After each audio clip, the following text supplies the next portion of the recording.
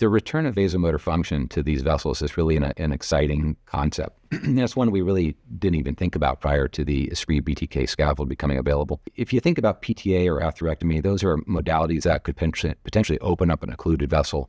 And that vessel, over time, may be able to remodel and sort of reshape into a healthy, healed vessel in a sense.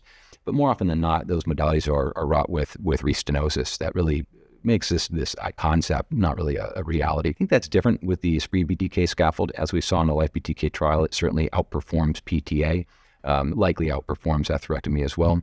And what that means is you have a device that not only will deal with the mechanical issues of recoil and dissection, even in completely occluded vessels, but you then have drug elution that will allow for this sustained patency over time. Now, when that device resorbs and when that structure disappears from the vessel wall, you now have a slowly healed vessel with a new neo-intima that is developed.